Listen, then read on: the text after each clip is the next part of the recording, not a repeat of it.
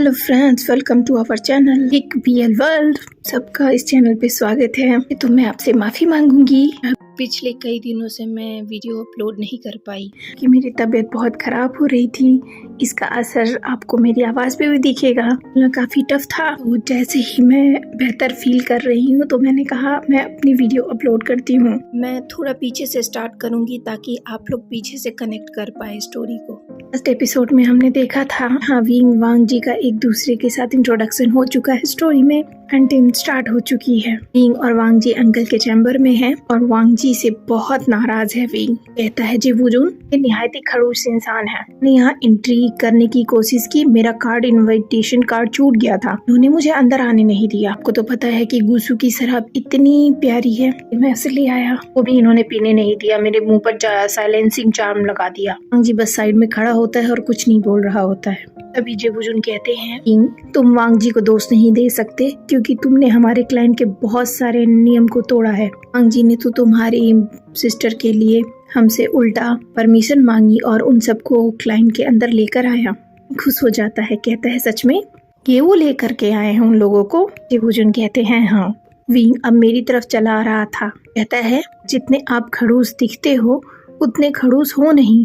वो मेरे करीब आने लग गया था, बिल्कुल पास। इस बार तो जैसे मैं अलर्ट था।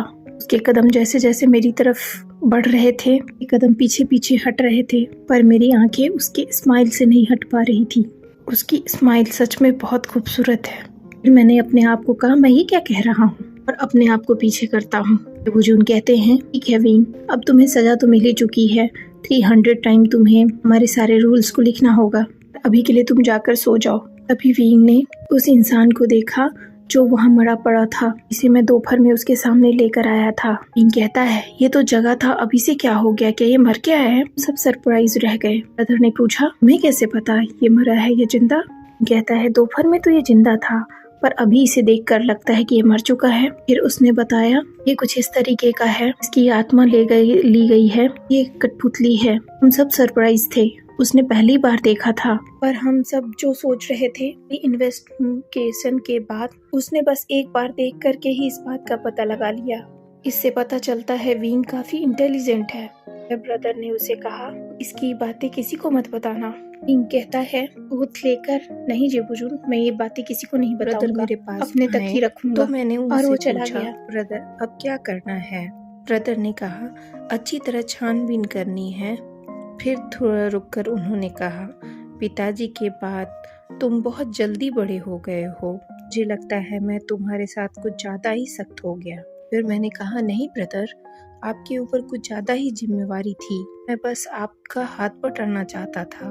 ब्रदर ने कहा वांग जी व्याख्यान के दौरान तुम साथ रहोगे, कई कबीलों के विद्यार्थी तुम्हारे उम्र के हैं, तुम्हें दोस्ती करनी चाहिए उन लोगों से।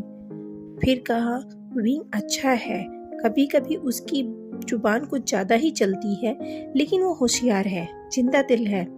तुम दोनों समान उम्र के हो, मैं उससे बातचीत करनी चाहिए। मेरे कुछ समझ में नहीं आया मैं उन्हें क्या कहूँ, इसलिए वहां से चला गया। मेरे दिमाग में चल रहा था वो अननोइंग पर्सन भाई को इतना पसंद क्यों आया। अगले दिन से व्याख्यान शुरू हो गया, लेकिन वो बातों पर ही हमेशा बिजी रहता। अगले दिन से व्याख्यान शुरू हो गया था, पर व्याख्यान के दौरान विंग हमेशा किसी न किसी बातों में ही उलझा रहता। कक्षा के दौरान वो सबको कहीं न कहीं तंग करता रहता, इरिटेट करने का कोई न कोई नया बहाना ढूंढ ही लेता। मैं दिल में सोचता ये हर वक्त हमारे कोई न कोई नियम तोड़ता ही रहता है, मेरे सामने नियम तोड़ता और मुझे ही हाय करता, पर उसको इग्नोर करना ही मुझे लगता सबसे ज्यादा समझदारी है, और मैं वहां से चला जाता। एक दिन की बात है जब व्याख्यान चल रहा था, चाचा पढ़ा रहे थे और आगे पीछे चल रहे थे। तभी मैंने देखा विंग ने उनके कपड़ों पे एक टॉर्टोइस पेपर लगा दिया है। उसकी हिम्मत तो देखो। मैंने नाराजगी दिखाते हुए उसके टॉर्टोइस को हटा दिया। ये सारी घटना सबने देखा और खूब जोर जोर से हंसने लग गए।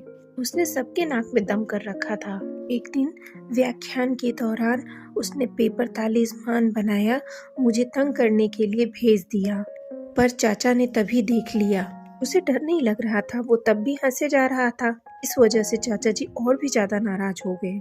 फिर एक के बाद एक ढेर सारे सवाल उसके पास आने लग गए। विंग भी सारे सवालों का जवाब देता जा रहा था। तभी चाचा जी ने एनर्जी को लेकर एक सवाल पूछा। विंग ने जवाब नहीं दिया। फिर चाचा जी ने मुझसे सवाल किया और मैंने सारा आंसर दे दिया। अंकल खुश हो गए और समझाने लगे, देखो तुम सबको वांगजी की तरह बनना चाहिए। और विंग को कहा, तुम्हें अपने ऊपर गर्व नहीं करना चाहिए, बल्कि कक्षा में शिक्षा पे ध्यान देना चाहिए। उनको रोकते हुए विंग ने कहा, अंकल ये ट्रेडिशनल आंसर है जिसे मैं भी जानता हूँ और दे सकता था, पर मैं एक नए रास्ते के बारे में सोच रहा था। ट्रुथ की एनर्जी भी एनर्जी है और ब्लैक एनर्जी भी एनर्जी है, तो उसे खत्म करने के बजाय हमें उसे सही तरीके से इस्तेमाल में क्यों नहीं लाना चाहिए। इस पर अंकल बहुत ज्यादा नाराज हो गए। उन्होंने कहा, अगर वो एनर्जी तुम पर हावी हो गई तो तुम उसे कंट्रोल कैसे करोगे। विंग कहता है, मैं नहीं जानता। क्लास उस पर हंसने लगती है। अंकल जी कुछ हाथ में रखा हुआ फेंक कर उसको मारते हैं और गुस्से में कहा उन्होंने, 1000 बार सारे रूल्स तुम कॉपी करो, तुम्हारी यही सजा है। विंग वहाँ से निकल गया। फिर अंकल ने मुझे कहा, वांग जी ये तुम्हारी जिम्मेवारी है कि वो अपनी सजा पूरी करे। तुम उसके साथ जाओ और उससे उसकी सारी पेनल्टी पूरी करवाओ। अब उसे ढूंढने निकल गया। विंग घुसू की पहाड़ियों पर मस्ती कर रहा था। मुझे जैसे ही पता चला मैं सीधा उसके पास वहीं पहुंच गया। उसने मुझ पर आक्रमण कर दिया। मैंने भी उसका जवाब दिया। जब उसे एहसास हुआ कि वो मैं हूँ जो उसके पीछे खड़ा था, वो तुरंत ही रुक गया। विंग कहता है, आप हो, ये मेरी गलती नहीं है, आप मेरे पीछे आकर खड़े हो गए थे, इसलिए मैंने हमला किया। उसने मेरे दिमाग को बांटने के लिए कहा, मैंने अभी यहाँ किसी की आवाज सुनी है, कहीं आत्मा चुराने वाला तो नहीं है। पर मैं कहाँ उसकी बातों में आने वाला था। मैं अब धीरे धीरे उसे समझने लग गया था। अब मैंने उसका हाथ पकड़ा और खींचता हुआ सीधा लाइब्रेरी पवेलियन में पहुंच गया। लाइब्रेरी पवेलियन में पहुंचने के बाद मैंने उसका हाथ छोड़ा। मैं जानता था कि अगर मैं हाथ पकड़ के इसका नहीं ले गया तो ये नहीं जाने वाला, कोई न कोई बहाना मार के फिर से यहाँ से निकल जाएगा। मेरे पास दूसरा ऑप्शन नहीं था। जब मैंने उसका हाथ छोड़ा तो मेरे दिमाग में कुछ अलग सी फीलिंग आने लग गई। आज मैंने पहली बार किसी का हाथ पकड़ा था। आज से पहले मैंने किसी का हाथ नहीं पकड़ा था। मेरी मजबूरी जो थी वो पूरे रास्ते हाथ छुड़ाता रहा और बकबक करता जा रहा था। वो लगातार बोले ही जा रहा था, छोड़ दो, आप मुझे कहाँ ले जा रहे हो, मुझे दर्द हो रहा है। अब उसका हाथ मेरे हाथ में था। वो चाहकर भी छुड़ा नहीं सकता था। जब उसके पास कोई ऑप्शन नहीं बचा तो लाइब्रेरी पवेलियन में बैठकर रूल्स को कॉपी करने लग गया। हालांकि मैं जानता था उसके लिए शांत बैठ के कॉपी करना बहुत मुश्किल था, फिर भी वो कोशिश कर रहा था। वो इतना बेचैन था कि वो मेरे पास आ गया। मेरे पास आकर उसने मेरा नाम बुलाया। पहले तो उसने कहा, सुनो ना भाई लवान जी। जब मैंने उसकी बातों पे ध्यान नहीं दिया तो उसने जोर से बुलाकर कहा, लांजान। जब मैं उसे घूरने लगा तो वह कहता है, आप मुझे घूर क्यों रहे हैं, आप मुझे नहीं सुन रहे थे, इसीलिए मैंने आपका नाम पुकारा। आप चाहो तो मुझे भी मेरे नाम से बुला सकते हो। और फिर मेरे पास आकर बैठ गया। उसने कहा, क्या मैं आपसे एक सवाल पूछ सकता हूँ? आप मुझसे इतनी नफरत क्यों करते हो? जब मैंने कोई जवाब नहीं दिया तो उसने कहा, आप मुझे हर बार अनदेखा करते हो। मानता हूँ मुझसे गलती हुई है। उस रात मुझे दीवार पर चढ़कर नहीं आना चाहिए था, शराब भी नहीं लानी चाहिए थी, ना ही आपसे लड़ना चाहिए था, ना ही आपके नियमों को तोड़ना चाहिए था। मैं अगर जानता पहले तो कभी भी शराब लेकर नहीं आता और ना ही यहाँ शराब पीता। पर ये बात आपको भी माननी पड़ेगी कि हाथ सबसे पहले आपने उठाया था। अगर मुझ पर कोई हाथ उठाएगा तो मैं जवाब जरूर दूंगा। मेरी तरफ देखकर कहता है, आप मेरी बात सुन भी रहे हो या नहीं? जब मैंने फिर भी कोई जवाब नहीं दिया तो उसने कहा, आप क्या चाहते हो? मैं अपने घुटने के बल बैठकर आपसे मांगू माफी? बोलो ना, अब मैं कैसे माफी मांगू? तब मैंने कहा, शायद तुमने दिल से माफी नहीं मांगी होगी। फिर मन में सोचा, ये कितना बोलता है, और उसकी मुंह पे साइलेंसिंग चार्म लगा दिया। अब वो फिर से परेशान हो गया था, पर कुछ कर नहीं सकता था। इस वजह से जाके फिर से नियम को, रूल्स को फॉलो करने लग गया। जब वो जाके रूल्स को लिखने लग गया, मैं भी अपने पढ़ाई में लग गया। पर अनायास ही उसके तरफ मेरी निगाहें चली जाती तो कभी वो बालों से खेल रहा होता, तो कभी अपने पेन से। ना चाहते हुए भी मेरी निगाहें उसकी तरफ चली जाती। कहना तो लाजमी था, वो हर वक्त कोई नया एक्शन कर रहा होता। हर वक्त मेरे दिमाग में ये ख्याल घूम रहा होता कि अब वो क्या कर रहा है, और मेरी निगाहें उसकी तरफ चली जाती। तो कभी वो पेपर से खेल रहा होता या फिर कोई वहाँ रखी हुई चीजों से। उसके लिए शांत रहना बहुत ही मुश्किल था। आज मुझे उसके साथ 3 दिन हो चुके थे लाइब्रेरी पेवेलियन में बैठते हुए। सुबह से लेकर शाम तक 3 दिनों से वो लाइब्रेरी पेवेलियन में ही होता था और मेरा ध्यान उसकी शरारतों पे होता। आज शाम के वक्त वो मेरे पास आया और कहता है, मेरा काम पूरा हो गया। जब मैं पढ़ रहा था किताब के साथ, उसने मेरे लिए पिक्चर बनाई थी। उसने कहा, आज मेरा काम पूरा हुआ और मैं ये आपके लिए गिफ्ट लेकर आया हूँ। उसने कहा, मैं जानता हूँ आप तारीफ तो नहीं करेंगे, पर आप कुछ तो कहिए। हालांकि तस्वीर उसने बहुत खूबसूरत बनाई थी, पर मैंने कहा बेकार है। जब मैं उस तस्वीर को देख रहा था, उसने मेरी बुक बदल दी जो मैं पढ़ रहा था। उसको बदलकर उसने ड्यूअल कल्टीवेशन की बुक रख दी थी। मैंने बुक उठाई और जैसे ही उसको खोलने के लिए किताब ली और ओपन किया, 30 पिक्चर्स ओपन हो चुकी थी। मैंने फर्स्ट टाइम ऐसी बुक देखी थी। हालांकि इस तरह की बुक लाइब्रेरी पेवेलियन में थी, पर ये बुक्स मैरिज सेरेमनी के बाद ही दी जाती थी। तो सिर्फ 16 इयर्स के ही थे। हमें ये बुक्स टच करना भी अलाउड नहीं था। उसने फिर से हमारा एक रूल तोड़ा था। उसकी इस हरकत ने मुझे बहुत ज्यादा अनॉयड कर दिया था। मैं गुस्से में आ गया और मैंने अपनी तलवार निकाली और उससे कहा, विंग चलो मुझसे मुकाबला करो। पर विंग तो हंसे ही जा रहा था, जैसे उसे कोई अवार्ड मिला हो। उसने कहा, लंजा तुम नहीं चाहोगे तुम्हारी लाइब्रेरी पेवेलियन बर्बाद हो, इसलिए शांत हो जाओ। मैंने कहा, तुम बाहर आकर मेरा मुकाबला करो। उसने कहा, ऐसा नहीं है कि तुमने इस तरह की बुक पहले कभी नहीं पढ़ी हो। तो क्या सच में तुमने इस तरह की बुक नहीं पढ़ी? तुम इतनी अच्छी चीजों से अभी तक महरूम हो और तुमने ये सब कुछ ट्राई भी नहीं किया। मैं उसकी बातों से इतना ज्यादा अनॉयड और गुस्से में आ गया था। मेरा दिल कर रहा था मैं तुम्हें सबक सिखाऊं, ये सारी डर्टी थिंग्स ये सब तुम पे ही आजमाऊं। ये सारी बातें वो कहते कहते लगातार हंसे ही जा रहा था। उसने तो मेरे सारे नियमों का मजाक ही बना दिया था। इसने मेरे पूरी लाइफस्टाइल को ही हिला के रख दिया था। मेरी सोच को, मेरे थॉट्स को, सब कुछ इसने हिला दिया था। आज से पहले कभी इतने गुस्से में नहीं आया और मैंने वो बुक फाड़ दी। वो चिल्लाने लग गया, मैंने अभी तक ये बुक पढ़ी भी नहीं थी, इसे यूनमग से लेकर आया था और तुमने अभी फाड़ दी। मैंने मन में सोचा, यही तुम्हारी सही सजा है। अभी तक मैं परेशान था, अब विंग नाराज हो रहा था क्योंकि उसकी प्यारी डर्टी बुक फट चुकी थी। वो पिक्चर्स मैंने पहली बार देखी थी। विंग के जाने के बाद मैं वहीं स्टिफ खड़ा रहा और वो पिक्चर्स मेरी आंखों के आजू बाजू घूम रहे थे। जैसे वहीं बैठ गया और मेडिटेशन स्टार्ट करी कि मेरा दिमाग काम डाउन हो। ये क्या था, विंग तो मेरे दिमाग में ही जैसे छाता जा रहा था। किसी तरह मैंने चैंटिंग करके उसे अपने दिमाग से निकाला और अपने आप को काम डाउन किया।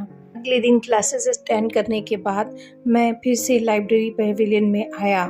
जब मैं लाइब्रेरी पेवेलियन में आया, मैं अकेला था। मैंने सोचा, यहाँ का पीस अब वापस आ गया है। एक बुक निकाल कर पढ़ने बैठ गया। पर ये क्या था? ये क्या हो रहा था मेरे साथ? आज भी मेरी निगाहें बार बार उस जगह चली जा रही थी जहाँ विंग होता था, जहाँ वो बैठकर अपने पाठ लिख रहा था। उसकी बनाई हुई तस्वीर को मैंने निकाल कर दोबारा देखा और फिर से उसे मोड़कर अपनी किताब में रख लिया। अब मैं वहाँ से उठकर उसकी जगह पर जाकर उसकी जो भी चीजें पड़ी थी उन्हें देखने लग गया। अनायास ही उसे देखकर मुस्कुराने लग गया, उसे याद करने लग गया। जो चीज उसने वहाँ पे टच की थी उन सब को टच करने लग गया। मुझे प्लेजर फील हो रहा था। उसके पेन को उठाकर उसी तरीके से अपने बालों के साथ खेलने लग गया जो विंग किया करता था। तभी वहाँ ब्रदर आ जाते हैं। आज पहली बार ब्रदर ने मुझे इस तरह करते हुए देखा था। देखकर सरप्राइज हो रहे थे और मुस्कुरा रहे थे। मेरा तो उन पर ध्यान ही नहीं था, तो बस विंग की तरह करने की कोशिश कर रहा था। जब मेरी निगाहें उनकी तरफ गई, मैं खड़ा हुआ, उन्हें ग्रीट करा।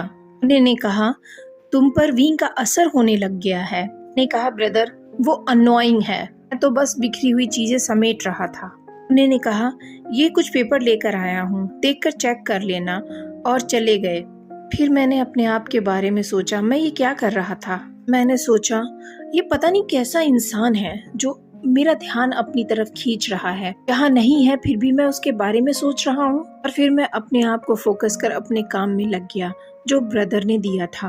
पर मेरा ध्यान अब भी बार बार उस पेन की तरफ जा रहा था जो विंग अपने होठों पे रखा करता था। अगले दिन जब मैं भाई को मिला तो उन्होंने कहा कल हमें वाटर डेमोन पकड़ने के लिए चलना है। अगले दिन जब हम दोनों भाई जा रहे थे उन डेमोन को पकड़ने के लिए, तभी जंगचा और विंग वहाँ हमारे पास आए। उन्होंने कहा हम भी आपके साथ चलेंगे। मैंने तो सुनते ही मना कर दिया। विंग और जंगचा ने कहा अभी क्लासेस बंद हैं और हम दोनों को तैराकी में बहुत अच्छा महारत हासिल है कि उनमें में बहुत सारी नदियां हैं, हम दोनों आपकी मदद कर सकते हैं। इसी बहाने हम लोगों को बहुत कुछ सीखने को मिलेगा। मैंने तो पहले ही मना कर दिया था पर ब्रदर ने हाँ कह दी। तभी वेंचिंग और वेंडिंग भी दोनों भाई बहन हमारे साथ चलने को तैयार हो गए। ब्रदर ने उनको भी हाँ कह दिया चलने को। जब वो सब वहाँ से चले गए तो मैंने भाई से पूछा, भाई आपने उन्हें अपने साथ क्यों लिया? ब्रदर ने कहा मुझे लगा तुम उन लोगों को अपने साथ लेना चाहते हो। ये बात सुनकर सरप्राइज हो गया। मैं उन्हें कोई जवाब नहीं दे पाया। शायद लाइब्रेरी पेवेलियन में उन्होंने मुझे जब देखा उन्हें कुछ एहसास हुआ होगा। मुझे आगे से इन बातों का ख्याल रखना होगा, मैं अपने एक्शन को कंट्रोल में रख सकूं। ये सारी बातें मेरे दिमाग में चल रही थी और मैं भाई को कुछ नहीं कह पाया। मैं अपने आप को रोकने की कोशिश कर रहा था पर मेरा मन धीरे धीरे मेरे हाथों से निकलता जा रहा था। इसका तो मुझे भी पता नहीं चला, पर ब्रदर शायद मुझे बचपन से जानते थे, उन्हें इसका एहसास पहले हो गया। विंग, मैं तुम्हारी हंसी और तुम्हें दोनों को रेसिस्ट नहीं कर पा रहा था, सिर्फ अपने आप को कंट्रोल किए जा रहा था। ये कहते हुए विंग सर पर वांगजी किस करता है। मैं अपने प्यार को कितना रेसिस्ट कर सकता था। कोई मस्त मौला मेरे मन में दस्तक दे चुका था जिसका एहसास मुझे हुआ ही नहीं था। ये सब मेरे पास पहली बार हो रहा था। मुझे समझ में आता है कि लाइब्रेरी पवेलियन में वो पेन जो तुम्हारे लिप्स पे था वो बार बार मेरे दिमाग में घूम क्यों रहा था। वो पेन नहीं विंग, रोज पेटल से भी खूबसूरत और सॉफ्ट तुम्हारे लिप्स मेरी आंखों के सामने घूम रहे थे। मैं इन्हें टच करना चाहता था। अपने थंब से उसके लिप्स को टच करता है। मुझे समझ में आता है मेडिटेशन के बाद भी पेन मेरे दिमाग से क्यों नहीं जा रहा था। मेरे लिप्स तुम्हारी लिप्स को टच करना चाहते थे और अपने टंग से उसके जिप को और अपने टंग से उसके लिप्स को टच करता है। काश विंग मैं उस वक्त समझ पाता कि मेरा दिल क्या चाहता है। ये कहना भी मुश्किल है मैं तुम्हें समझा पाता या नहीं। फिर उसके आईज पे किस करता है, कहता है अगर मैं समझ भी गया होता तो शायद मैं तुम्हें समझा नहीं पाता। वांगजी को पता चल गया था विंग अब सो चुका है। उसके हाथ पैर ढीले हो चुके थे। उसके बालों में हाथ डालता है, उसके गले को पकड़ता है।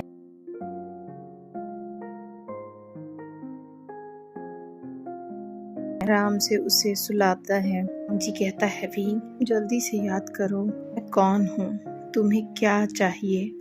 मैं चाहता हूँ कि तुम भी मुझे प्यार करो ऐसे ही पैशनेट तरीके से जैसा तुमने उस रात किया था, उस लिफ्ट में किया था। जब उस लिफ्ट में तुमने मुझे किस किया सरप्राइज रह गया। हाथ पैर सब जम गए थे।